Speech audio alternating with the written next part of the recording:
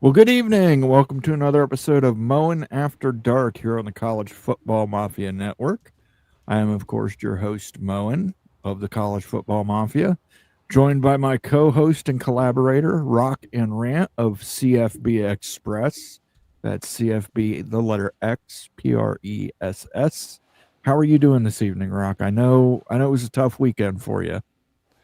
Well, I think I'm recovered. And although Shannon Dawson did just do another run right up the middle, and I think Carson Beck threw another interception, but I can handle the fall. And there's a lot of other things going on in the sport, from the games yesterday to coaching hellaciousness going on. Tears for you, Billy. That's right.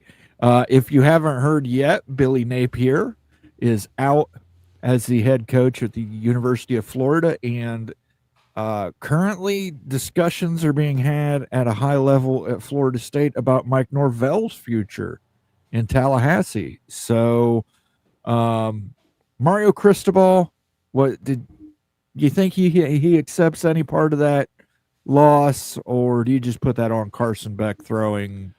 Oh, I mean, Carson Beck's going to get the obvious part of that, but they all deserve a shot at that. Everyone. There's literally nobody on Miami except for this guy with the number 10 on him who doesn't deserve some degree of blame for that game. Yeah, and that kid is a special player. Let's say hello to some people. A lot of people came in here early in chat. Mick Stevens says, peek around the corner. There you go, Mick. The Big Lubbock was first. Mosito was third. Expedition Greg is saying, hey, everyone, go Buckeyes. That's right. Buckeyes still number one in the AP poll, but is that a blessing or a curse? We don't know.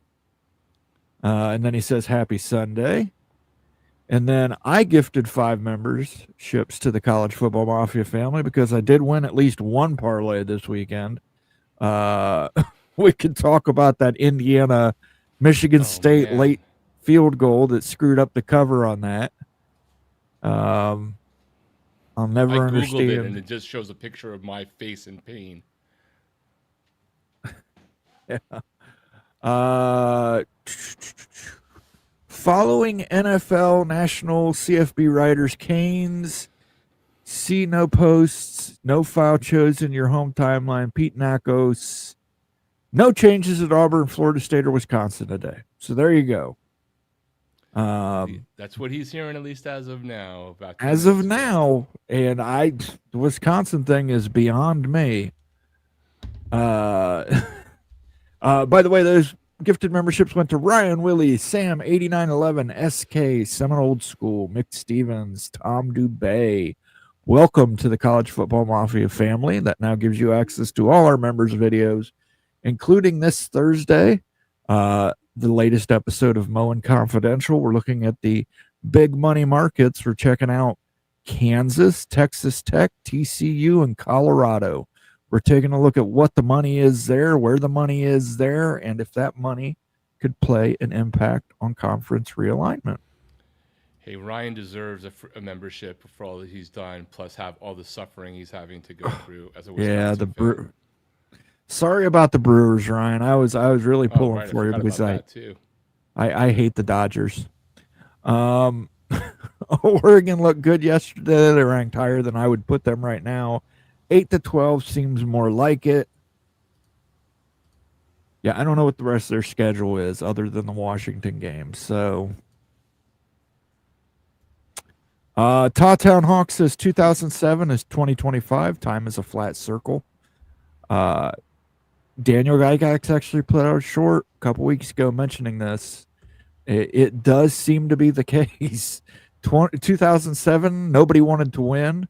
It seemed we were on the verge of an Ohio State West Virginia playoff, and we ended up with an Ohio State LSU playoff. And LSU had 2 losses going into that game and won that game and became the first 2-loss BCS national championship. Very likely, some scenario like that is going to happen. I think that going to see we're going to see a 3-loss team in the playoffs, maybe more than one. Yes. Yeah. The difference between 2007 and 2025 is at least 12 people are getting in. It's not like BCS days where there were only two. Right. Sean Siri says, hi, guys. Good to see you, Sean. Caleb Ramirez says, sorry, Rock and Rant, about the loss. Let me ask you again, and I won't harp on it too much. Is it more the loss or how the loss happened with Carson Beck just completely crumbling and throwing four? I mean, the last interception, I'm trying to not give him too much blame for that. Tipped pass, just incredible effort by the guy from Louisville. Yeah, two of those But interceptions were brilliant, to be honest, right? Two of them were brilliant, and two of them were among the worst ones. I think it's more of I hate being wrong on that game. I still left it open to chance that Mario and Miami would have a Mario and Miami kind of game. I just did not think it was going to be this specific game because I had watched all the other Louisville games and just did not think that their lines, their trenches could really line up. And then credit to them and to Brom, who's always a great play caller and scheme stuff, that the trenches, Miami's were not where they needed to be, other than maybe pass protection to a degree. You know, Ruben Bain got held like somebody was putting him in a police car, but that happens to him every game. The but the rest of it, it took a team effort to blow that. But Carson certainly did not have a Heisman-worthy game on a Friday night, to say the least. But again, I can't blame anyone specifically. I think I can blame a lot of people generally. But I guess in theory, I always thought there was going to be a game like this, and it came in a week I just didn't necessarily expect it to happen. And I thought that maybe they were over that, but clearly not. And I tried to cheer you up a little on Twitter. I reminded you Ohio State lost 2 games last year, ended up winning the national championship. It's just a matter of how you bounce back, and hopefully Carson Beck bounces back because performances like that tend to linger with you, I think. Yeah. I hope they have a good sports psychology department going because that is a bad one. I mean, he seemed fairly decent after the game, but I can't get into his head. Yeah. Bob Swanger's been a member for 18 months. He says, hey, everyone. Bob Swanger. Bob, latest I am hearing is Eli Drinkwitz.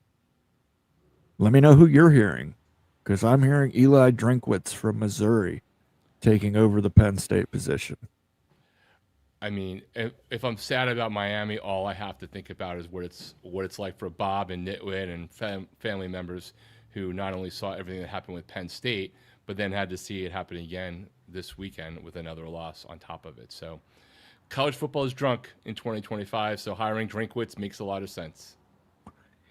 Yeah, and Drinkwitz is a good coach. I like Drinkwitz. Yeah.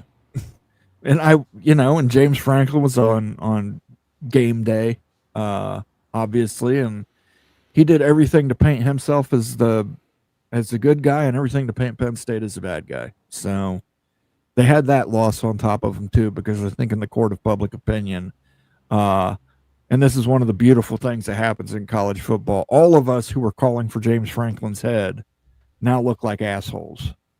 And James Franklin looks like he's like one of the greatest guys ever. Scavin, yes, says, hello, gentlemen. Good to see you, Scavin. That was quite a game by Nebraska and Minnesota, by the way. Thank you. I'm not betting on Nebraska anymore, ever again. I thought you had Ryan committed to that previously. Yeah, I have. Ryan Willie says, thanks for the gift, Mo, and that's no problem, Ryan. You've done more than enough for the channel. Glad I could give a little bit back. And then we have a super chat here from Ryan Willie. I won't renew my season tickets if Fickle remains head coach. Rumors flying that Fickle is safe. Brother, I don't know how. You've got me.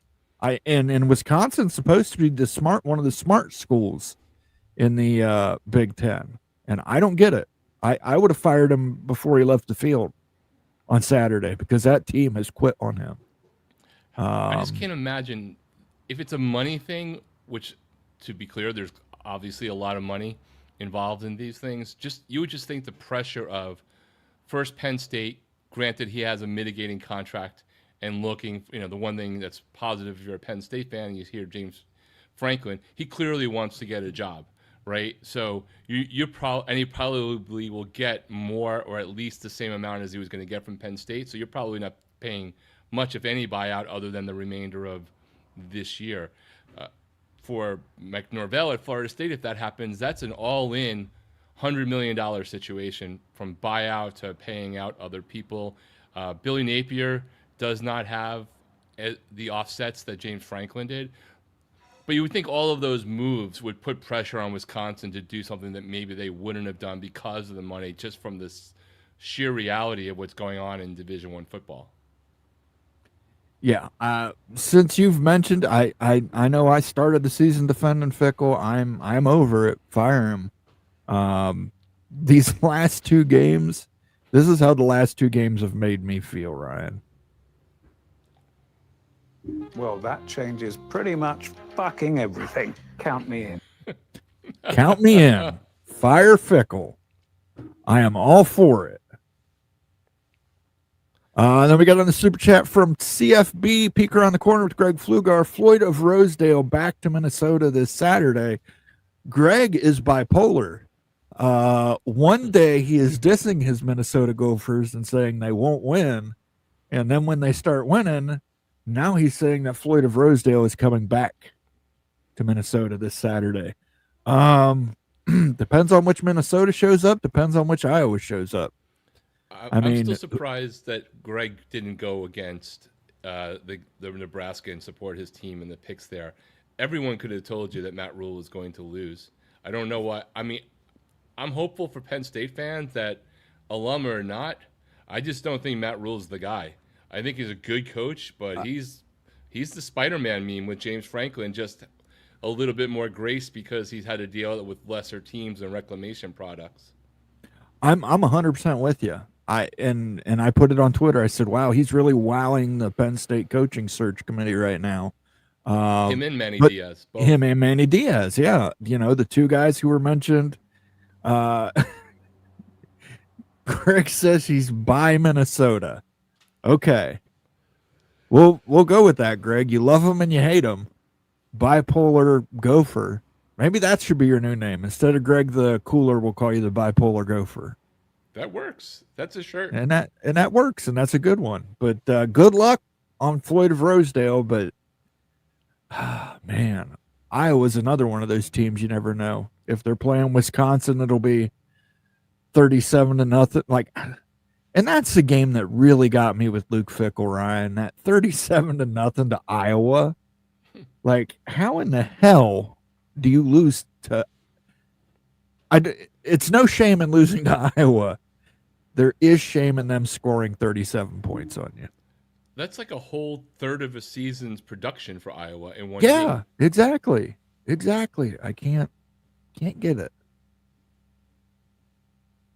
Like, hype, and subscribe. Gift shit. Thank you, brother. We'll have to make that into an animated gift to put on the overlap. Jocelyn Ho, good to see you. He says evening. Is Nate on a pilgrimage to Provo? He's got some work stuff he's handling this week, so he will be gone, which means that you will have more of me. We will have a take on Wednesday. Thursday, that new members only video drops. Tuesday, we're probably going to do a special Mowing After Dark. And Friday, Nate will be back Friday. And on Friday's show, if you didn't catch last Friday's show, they were going to just wear each other's hat and shirt. And I said, no. That is blasé. That is soft. Overdone. So soft. So soft. So overdone. Wild Ute will be eating Skyline chili this Friday, guys. Yes. By the end of the season, all of us are going to have lost a bet to eat Skyline chili. For you, Utah did not beat BYU. He will be eating the chili.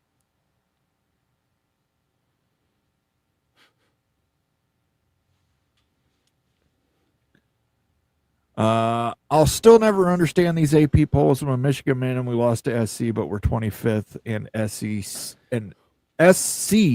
is unranked. Marcus, you're just too far into this season now to just do only direct connections. There are certainly scenarios where that will come up, but right now it's kind of hard to do that because eventually, by that rationale, you still have to explain away Florida State beating Alabama in week 1. That's true. That's true. And Alabama looks like it might be the best team in the country right now, or at least playing. Yeah, they the definitely best are playing football. as if somebody in contention for that. Yeah, and they're playing Early tough in the teams. season, though, I think it's 100% right, and I think a lot of the pollsters actually did a pretty good job, more on the AP side, less on the coach's side. But now you're just in that sort of zone. Yeah, and the AP poll is so. I don't know. I'm in an argument currently with a guy on Twitter who's telling me the SEC is the greatest conference because they have all these teams in the top 10, and it's like week 9. Let's see how it ends up. The season ends up because last year, the SEC barely got a team into the Final Four, and the SEC finished 5-1 to the Big Ten. So if the Big Ten's full of mid-tier teams, they're better than the mid-tier teams in the SEC. Right. Can I say? Technically, I think Michigan has, their losses are to Oklahoma's top 15, right? And to SC, who's essentially number 26 or 27, whereas SC is lost to Illini lower down the poll and Notre Dame. I don't know. It doesn't all make sense once you get this far into the season. But just wait. If you think this is bad, wait till the College Football Playoff Committee gets together. Aggies on top of SEC. Elko's still underrated. I agree. Listen, they're not winning pretty, but they're winning. Dude, they are very fortunate to have beaten Arkansas, which they shouldn't have had to say that. I don't care if they were on the road. And they're also fortunate that the rest of their schedule is relatively cupcake in the SEC compared to others, with certain schools like South Carolina not performing and LSU still looking for their offense on a milk carton. But they still do have to go into Death Valley, and I think that Missouri playing Texas A&M is going to be an interesting game for sure. That LSU Vanderbilt game. Oh, what an ugly game by LSU. Downright embarrassing. Offensively, it's been offensive the whole season. Yes, you're right. The offense was very offensive. Expedition Greg says, I suspect huge coaching news to hit tomorrow morning involving Mike Norvell. That's $100 million hit Florida State has to take. That is correct. And that will be a headline everywhere. That's and I will right. do my little rant is I do not want to see Florida State or Penn State or any other school doing these gazillion-dollar buyouts, which I'm not saying they shouldn't do because business, you got to spend money to make money and you can't lose money, but you can't then be possibly cutting sports at any time soon either. And it depends on the. I'm going to say this. It's dependent on the scenario. I don't have a problem with Indiana giving Signetti all that money. I mean, that was do it. Yeah, that is Indiana. Yeah. So. But don't you have I have no problem with Indiana rewarding Signetti, and I think he's a good coach, even though he screwed me with not covering against Michigan State. You weren't the only one. No, but it's all about me. It just needs to be really clear. But I also don't think Kurt Signetti should be the third highest paid coach based off of essentially beating Oregon in 2 years and turning around one of the losingest programs in college football history, which is a monumental achievement. But he is now the third highest coach in college football. And I just question whether that's where it should be, because in a world where we're talking about all these revenue and the things going to players and people crying poverty, the whole idea was that, hey, maybe some of these coaches' salaries things were going to rein back and we wouldn't have these crazy buyouts and we wouldn't do this and we wouldn't do that. And we're 7 weeks into the season, 8 weeks into the season, and we now have a guaranteed deal for a 64-year-old guy through 2033 at $11.6 million a year that he can't. It's all guaranteed unless something for cause. Okay, and let me put it to you this way, and make very valid points. My sister lives in Indianapolis. She says everywhere she goes now, you used to never see Indiana gear. Never see Indiana gear since Bob Knight left. Mm-hmm. Now it's nothing but Indiana gear. So you have to give them a little bit. Yes, they're spending money on Signetti, but Signetti's also making them money. He is. Nick Saban. It was thought to have brought Alabama over $1 billion in revenue over his time. So I'm not literally dismissing that. But if you said 3 weeks ago, even, should Kurt Signetti be the third highest paid coach in college football? Sure. I would say no. And that's not to diminish what he has achieved for Indiana and what that might be doing for the state of the program overall and the fiscal part of it. I just think it's, interesting that what's going to happen to other coaches that are also on whatever the top 10 list. And I think he's a great coach. I don't personally like him, but I think he's done a ridiculously good job in Indiana, and I think he's an excellent coach, personality rubbing me wrong aside. And he's an older coach, and he said it basically, I want to retire as a Hoosier. So ESPN floods SEC teams to guarantee a championship by them like they did March Madness, so the narrative stays the same. I can't disagree. I think that is a more you know. ESPN has been doing this for years where they inflate the SEC preseason, postseason, every season, and it reflects because people just generally get their sports news from ESPN. Well, that is why over on our channel we created the SEC 7-Eleven Slurpee for all of the ESPN staff to drink readily. So you can check that out if you want to slurp and figure out how all the ESPN ingests the propaganda.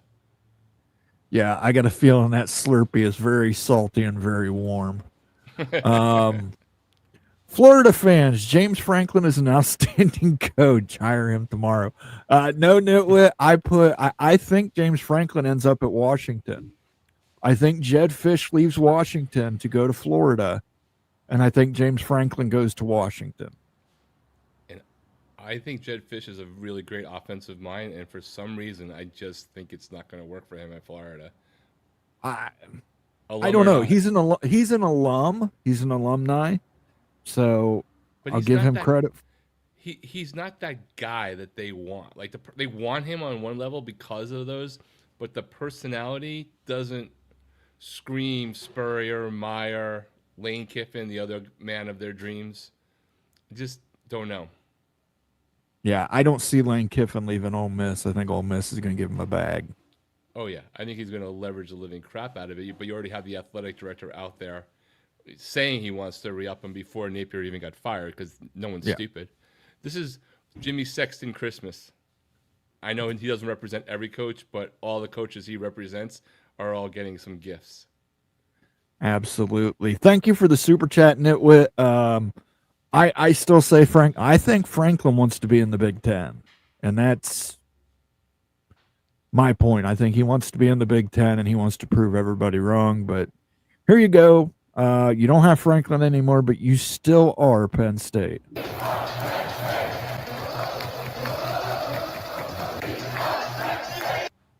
Thank you for the super chat, sir. And good luck on whoever the coach is. Like I said, I keep hearing Eli Drinkwitz. That's the thing. That's a good point, actually.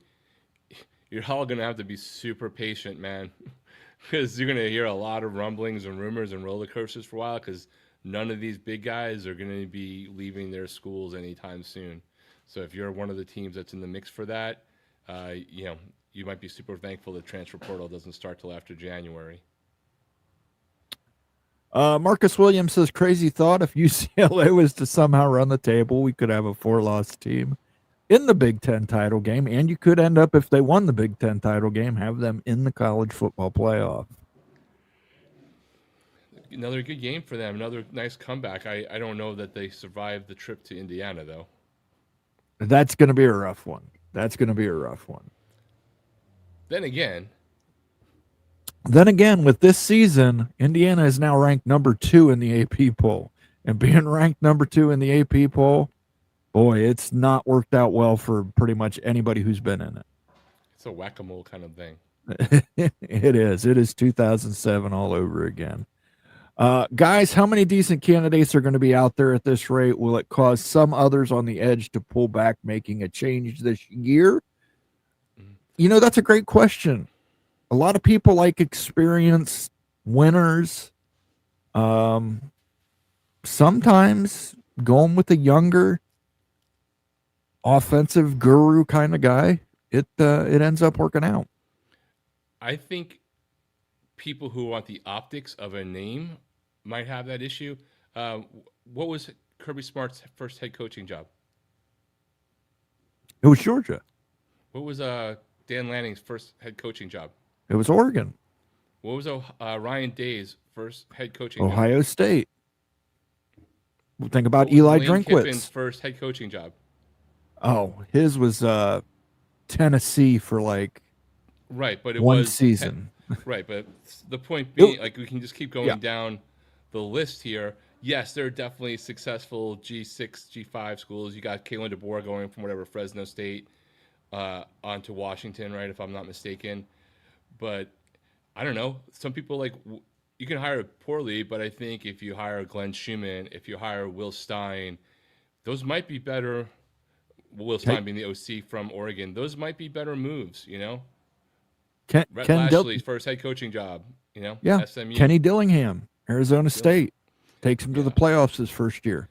But for every one of those, you've also got a Billy Napier who comes, Yes, you know, and does not get it done. So, but I think the difference, Napier, like, he wasn't. If I'm not mistaken, someone correct me in the chat. I think it's important to make sure you've had multiple years of being an OC or DC at a P4 program that's done something. And I think that certainly helps. The other thing I think is interesting is and what do you think, Moen? I don't think Kenny Dillingham's leaving. I don't think Brent Key is leaving. I don't think Jeff Brom is leaving.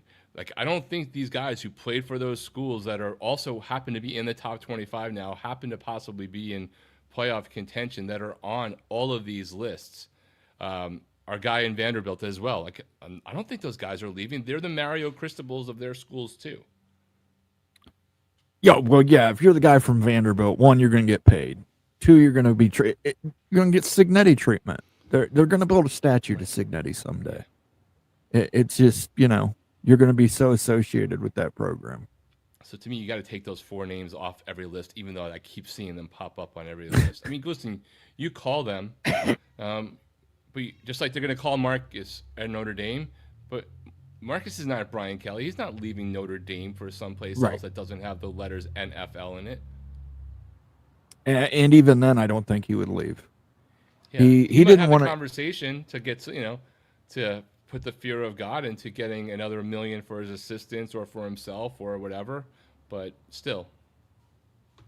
I think Eli Drinkwitz to Penn State. I like that pick a lot, if that's what goes down. I also like Will Stein. I know he's very young, very offensive minded, but you got to look at what Kenny Dillingham did at Arizona State. Dan Lanning may be forming his own little coaching tree out there. Marcus Williams says bipolar gopher is a good one. Rolls off the tongue. I agree. Two Masta says ash chili. No, Skyline is not ash chili. I think I'd rather French kiss a possum's asshole than eat Skyline chili again. It is the nastiest frickin' thing I think I've ever eaten in my life. Skyline chili is what they call Greek chili, which is apparently in Greece, all they have is cinnamon. They've got cinnamon and coriander, and they just add pounds and pounds of it to hot water, throw very loose meat in there, and then say, this is chili. There's no beans. There's no onions in it naturally. It's just this stuff. It's like a coney sauce, but tastes like dog shit. It should be illegal. Sounds yummy. It should be illegal. It should have been eating Skyline chili while wearing a BYU hat. Hey, the Skyline chili's enough. Uh, I like. I think that's enough. I think that's punishment enough. Skyline chili is what people do to punish folks in Cincinnati. I mean, besides just being in Ohio. Listen, no, people in Cincinnati actually enjoy Skyline chili. There are Skyline chilies in Central Ohio. There's a Skyline chili like an hour away from me. It's people eat it. I don't get it. You I do guess not it's one of feel those. compelled to send any to me, Moen. I guess it's one of those things. If that's all you've ever had, that's all you ever know. They probably gag when you eat real chili with beans and onions and everything else in it. Greatest conference. The best the SEC is in, no way. Expedition Greg loves Skyline chili. Now I'm worried about you, Expedition Greg. Well, there has to be some reason it's famous, right? It can't be that everybody thinks it's trash and then just eat it out of something. So, Well, listen, there's actually two chilies that come out of Cincinnati. There's several, but two big ones are Gold Star and Skyline. And there is a very definite, I'm a Gold Star person, I'm a Skyline person, and I'm going to fight you over which is the better of the worst chilies ever invented. Timo Everywhere Rambler, the pig is Iowa's, Greg the Cooler knows it. It's hilarious. This is Michael Smith. He's a Notre Dame fan. It's hilarious how all big teams are wearing out their erasers, removing those W for that UCLA game. Yeah, man. UCLA.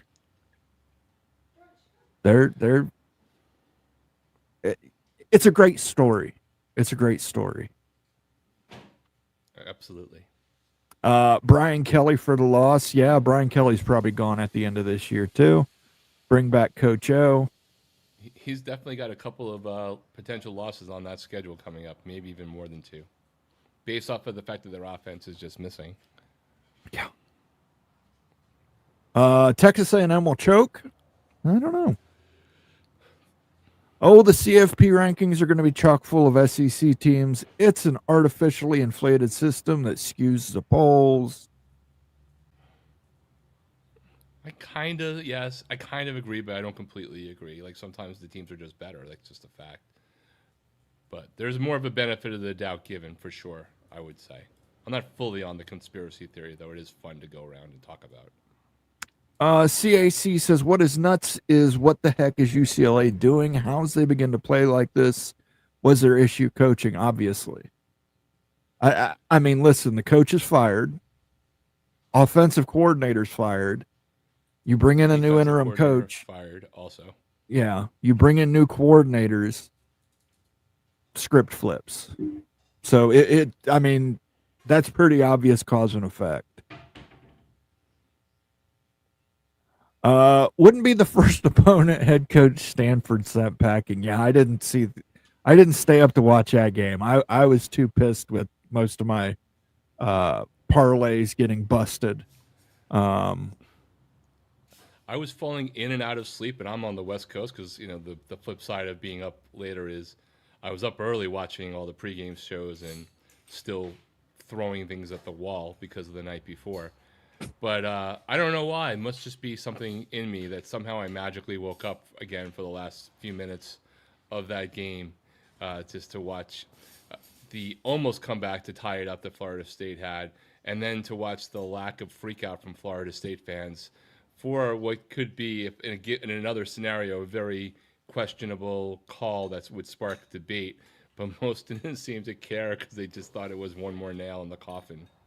Yeah, and I'm going to give Stanford fans a big middle finger on this one. You can't celebrate that you beat Florida State when you lost to Hawaii and you had the opportunity to go up by 2 scores, just running the ball that was successfully doing it, and you decide to throw the ball and throw a pick and lead to Hawaii having a 10-plus point comeback and screwing up that parlay for me. So it always comes down to our bets. It always does. It reminds me of the episode from The Simpsons where he goes, "You Scots sure are a contentious people," and he says, "You just made an enemy for life." That's pretty much me. Whenever somebody costs me a parlay, you made an enemy for life. Signetti cost me a parlay, and he made an enemy for life.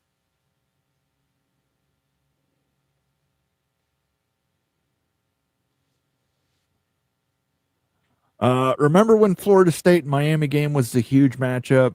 Stanford, really? My God.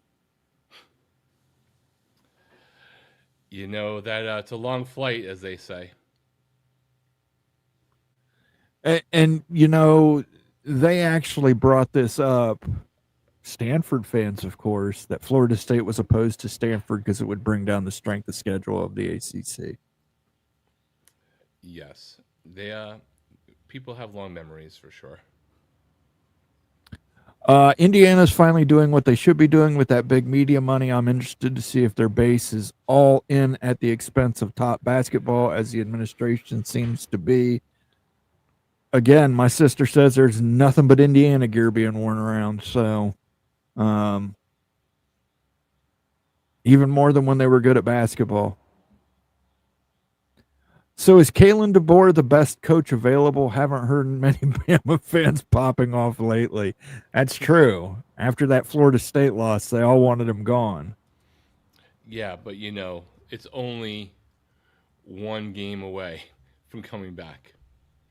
I don't think it's coming back this season, but you know, they still have to play Oklahoma. They still have to play LSU. They still have to play Auburn.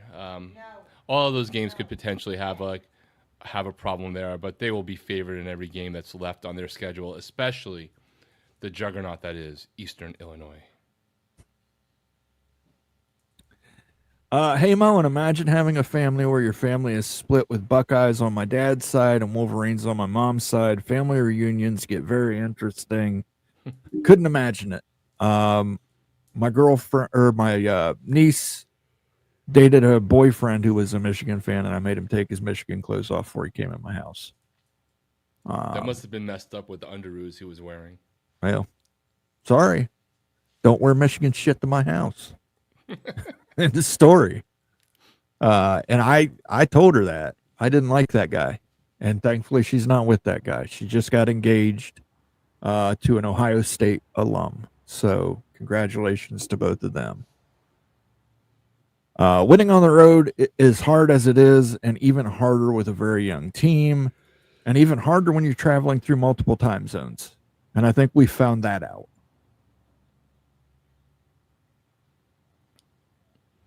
It's a trend. All the Big Ten coaches will tell you. We live in a multiverse where Indiana is number 2 and Vanderbilt is number 10. Yeah, isn't it amazing what NIL and rev share and all this other stuff can do for some of these? Yeah, I mean, you don't have to have your local car dealership around anymore.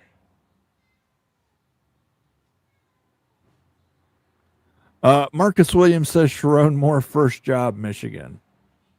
I'm anxious to see how long he holds on to that job, Marcus.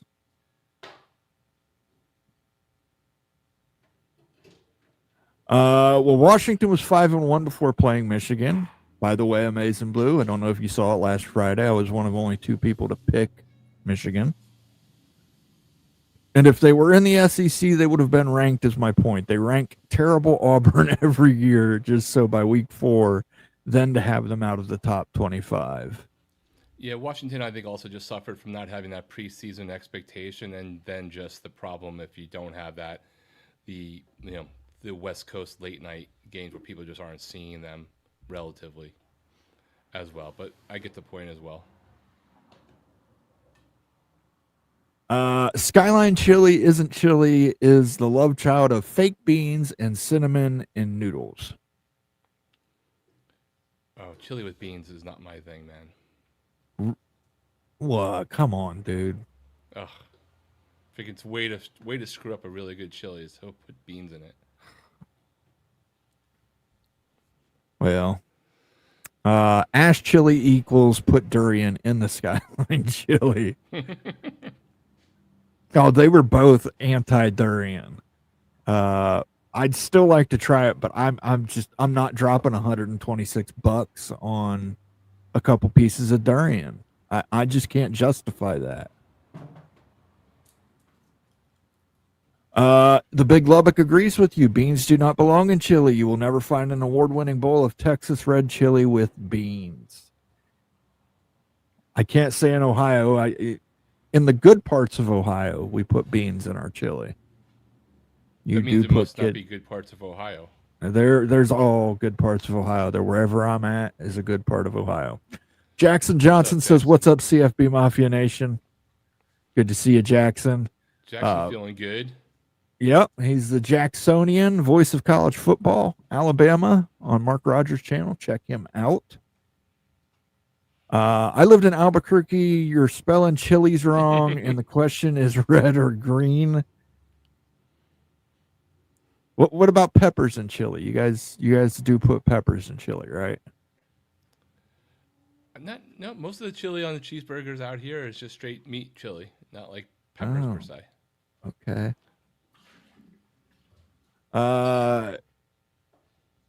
Daniel Gygax says another blowout loss for West Virginia. They have issues, brother. They don't have issues. They're just bad. They're not good. They're not good. Well, Daniel, when it comes to famous coaches making a move in college on the East Coast, you still have North Carolina to provide you cover. Moen, it is disturbing that you're in such close proximity to both horrible chili and horrible pizza. What is wrong with Ohio taste buds? Ohio is one of those beautiful states that had lots of immigration. So you've got like Cleveland, lots of Polish people. So we get a lot of like Pockies and Polish type cuisine. Central Ohio, you get a lot of German, a lot of schnitzel, stuff like that, which is good because I like that because I'm mostly English and German. And then up by Toledo, you get like a lot of Middle Eastern stuff, like Lebanese, which isn't bad. I do like Lebanese. Central Ohio, you also get some Somali stuff in there. Appalachia, Ohio, you just get Appalachia stuff, which is just whatever was available.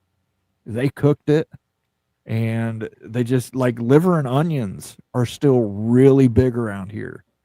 And it's just because in the Depression, liver and onions was around, Cincinnati had a lot of Greek population. That's where you get skyline chili.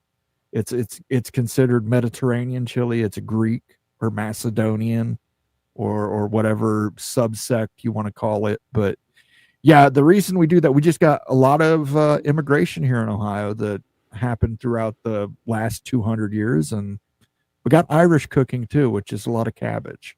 So cabbage and potatoes. You could find good pizza everywhere if you look. Easier if you have a Casey's. Yeah, you can find good pizza. Like I know Ohio Valley pizza is nasty pizza. It's nasty. I'm not going to disagree with you. It's nasty. It's disgusting. I wouldn't eat it. It doesn't mean that that's the only pizza you're going to find in a select town. I think you can find good pizza almost everywhere. You can't find great or excellent pizza almost everywhere. There's a significant difference, and some of it is just about the ingredients and the water. And everybody has a different point of view. Like me, Columbus pizza can't be beat. People from Michigan love Detroit style. People from Chicago eat a casserole and call it pizza.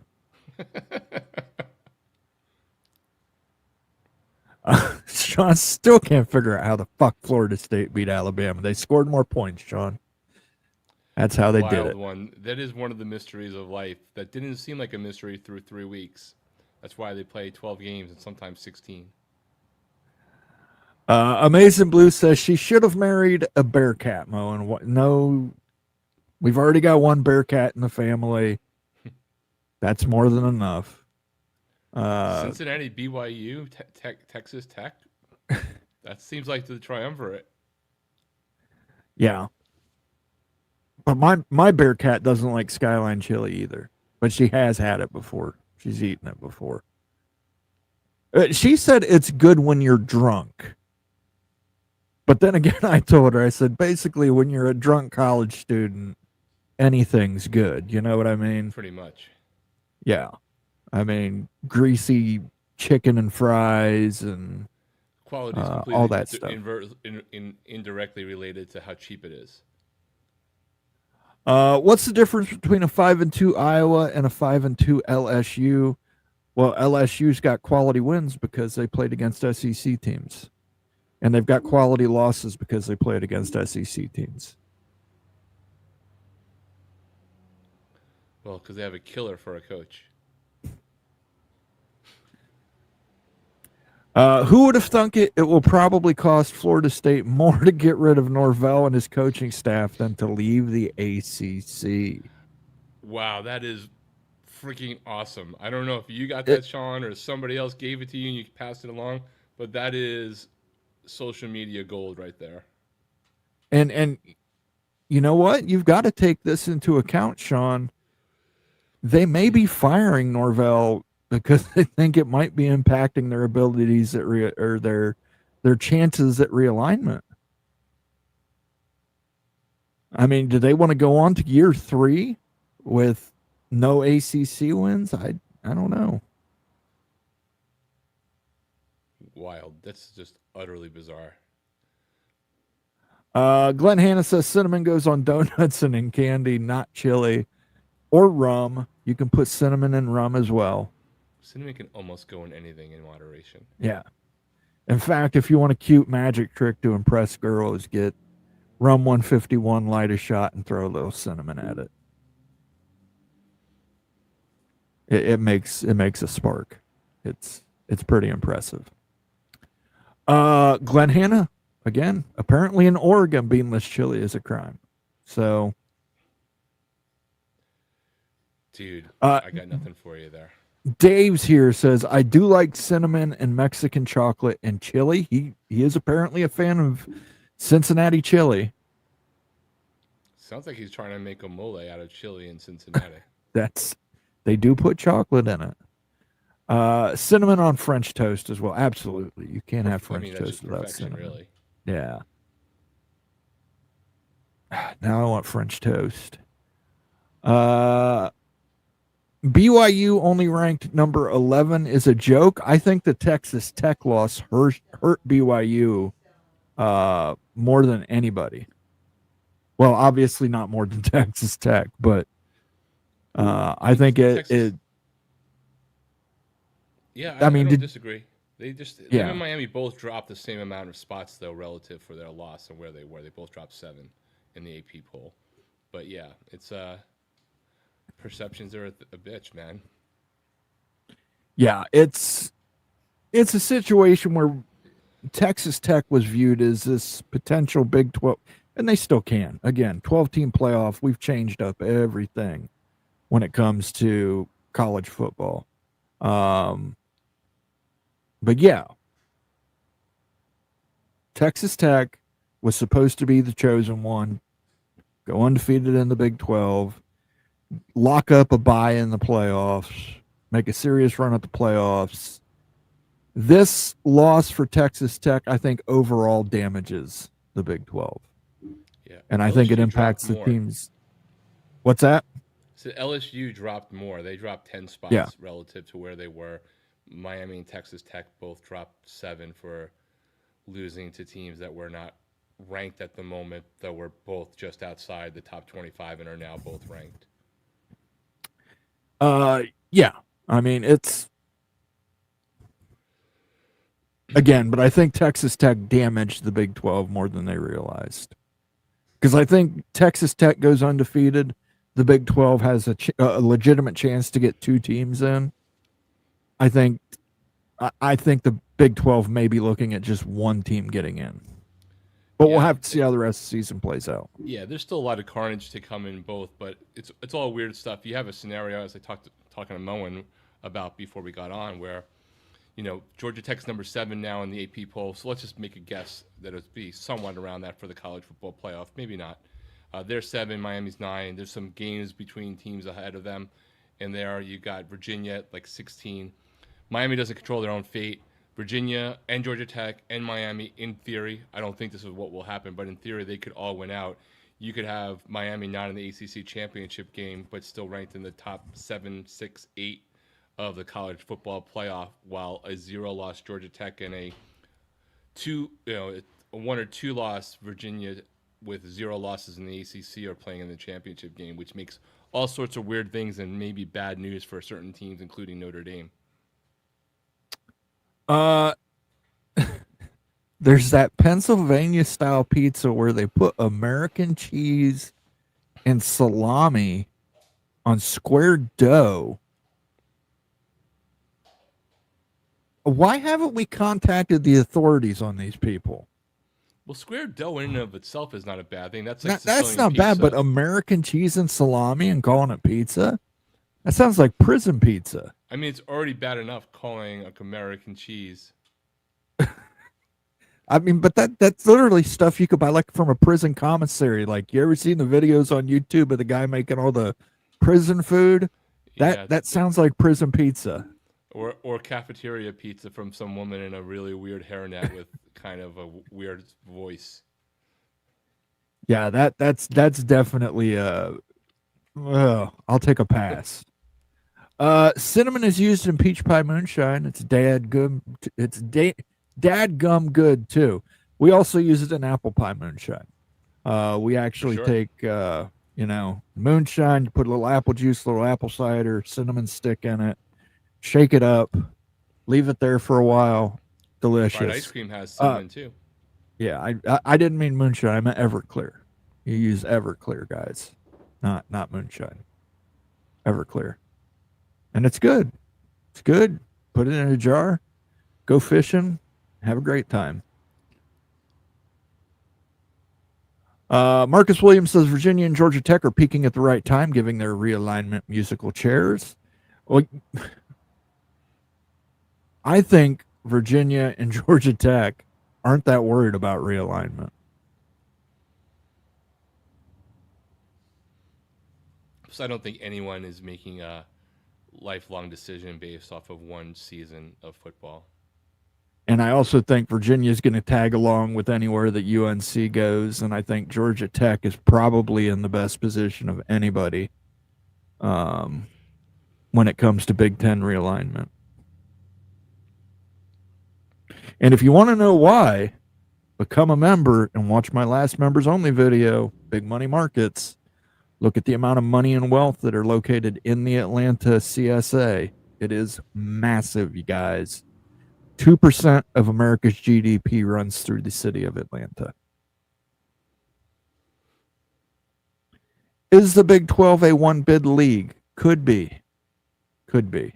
I think they can get 2 in still.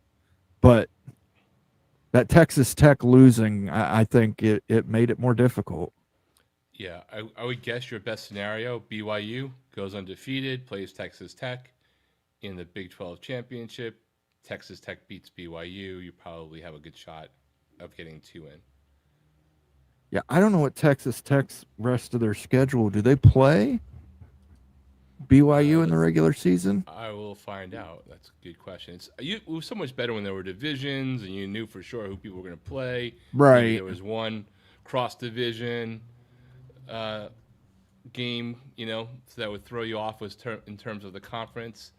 But let's see. I do not think they do. They got Oklahoma State. I think we can pencil that in. That's a W. Kansas State. Yes, they do play BYU on November 8th. So that scenario I just said is not going to happen. No, you have a chance actually for Texas Tech. And correct me. Let me pull up the Big 12 standings. I think you have the scenario where you can make sure that BYU doesn't have an undefeated season, and you get to that zone where you have a ton of people with 1 loss potentially. right? You still have right now the only two undefeated teams in conference play are BYU and Cincinnati, right?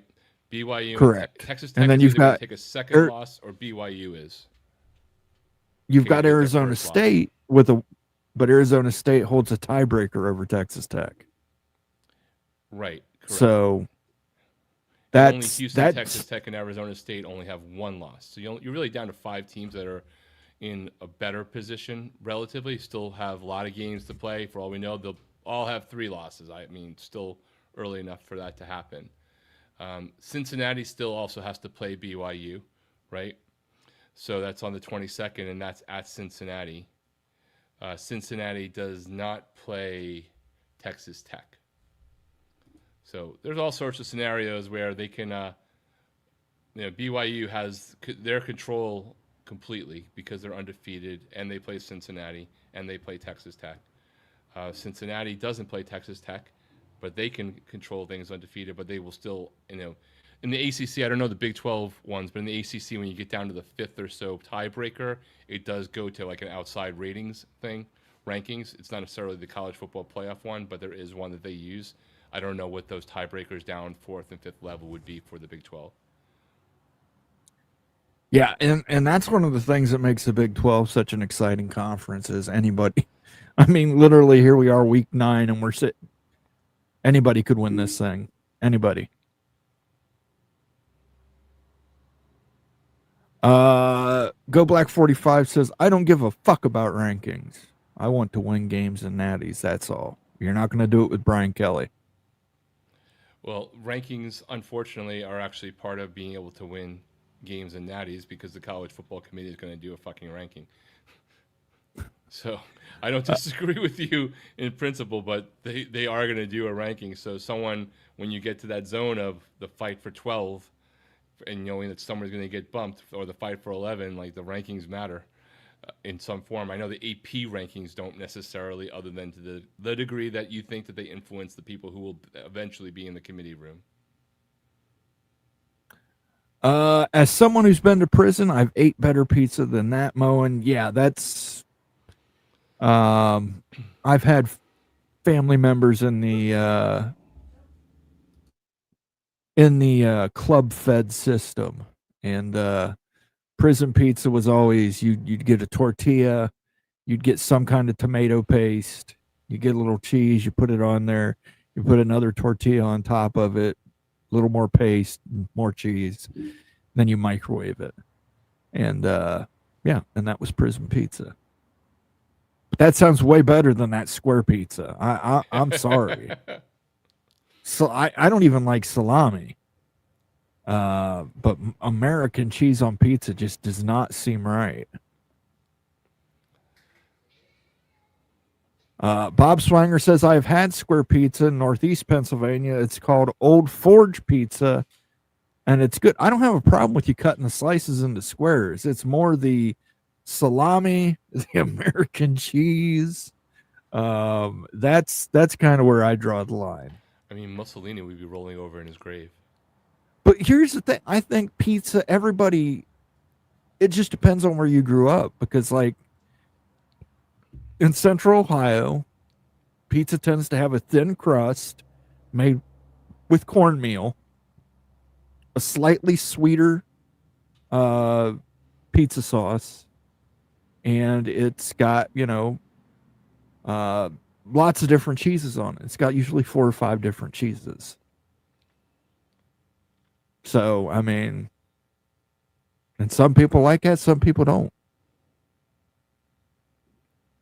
I mean, Like me, if I'm... Is it really pizza, though? Like, just because you put bread and cheese together doesn't make it pizza. You don't see sitting there like, well, we don't call steaks. We use pork for steaks here. So, we call our pork That's a filet pork mignon. steak. But it's That's not a a pork filet.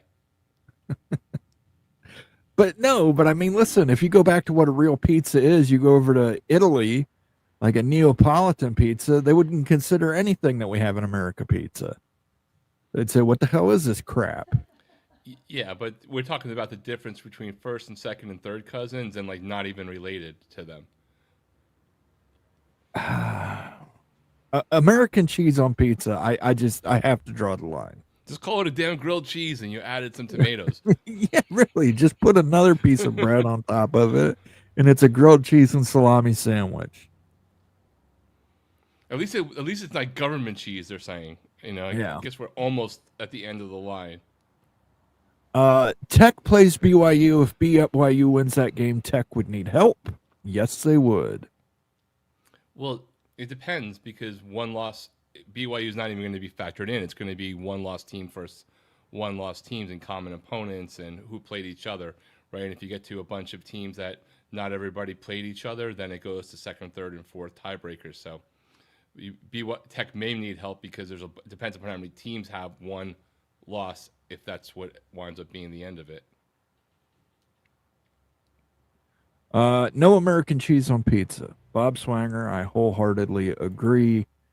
And we owe a sounder. I forgot we owe a sounder to CAC because he brought up moonshine, and I don't know that I've got any moonshine ones on here, but I do know I've got some whiskey. Someday you'll drown in a vat of whiskey. Drown in a vat of whiskey. Death, where is thy sting? I've had cheeseburger pizza before. It had ground beef and American cheese. It was what it sounds like. I've had ground beef on pizza before, but not American cheese. And what is it even American cheese or is it that crap? Jesus, what happened to Penn State? They fired James Franklin. I mean, they fired James Franklin. Drew Aller got hurt. They let all their receivers go. They did not get decent receivers in. I stand by the fact that I think it was whoever his receivers coach was for James Franklin was not a good receivers coach. He could not recruit. He could not develop. Clearly, and getting Jim Knowles, talent portal. Yeah, I mean, getting Jim Knowles, that's fantastic. But the problem wasn't defense for Penn State last year. It was the fact that the offense had the tight end and the two running backs. And if Drew Aller wasn't throwing to Warren, the forward pass was basically non-existent in State College. But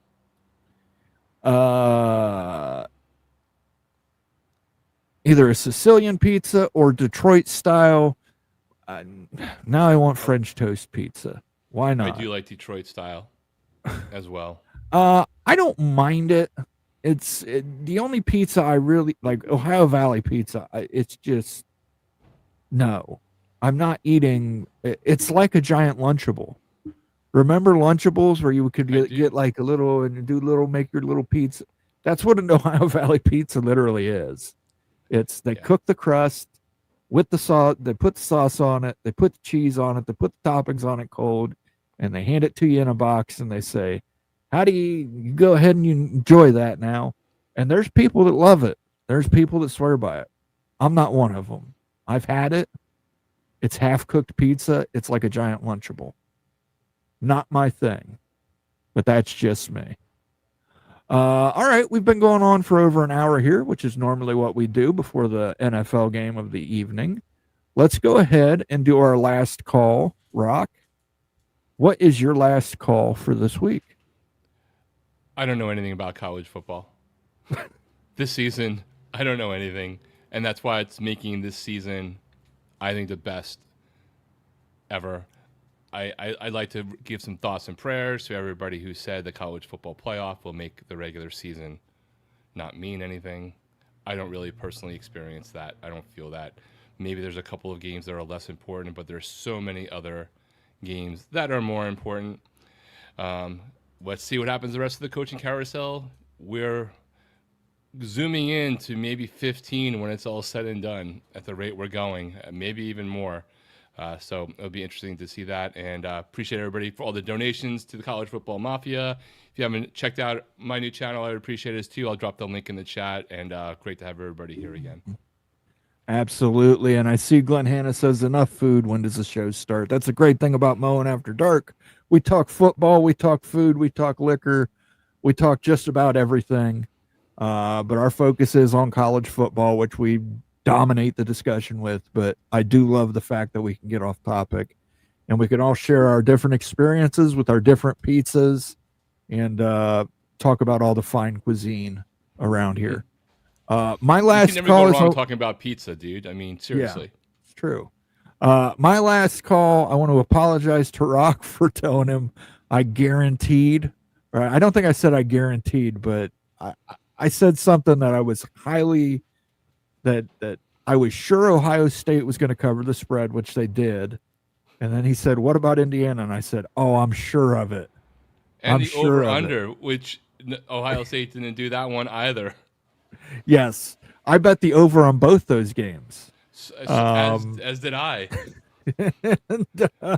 But yeah, sorry. I mean, I don't know what happened there. One week, Indiana will come out and drop 66 on a ranked team like Illinois, and then the next week they won't do it against Michigan State, who's unranked. So I don't know. I'm down for the year. I hit one parlay this weekend, and that was an NFL game parlay, and I cashed out early.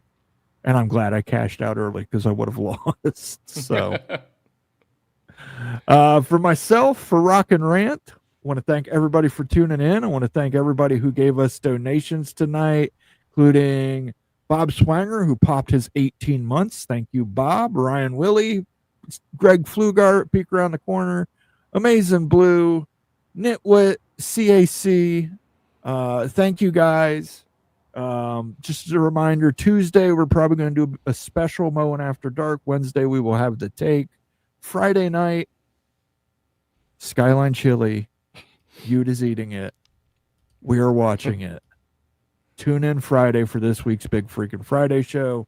Again, I want to thank everybody for tuning in this Sunday. Please have a good work week. Stay safe. We'll catch you on the flip-flop.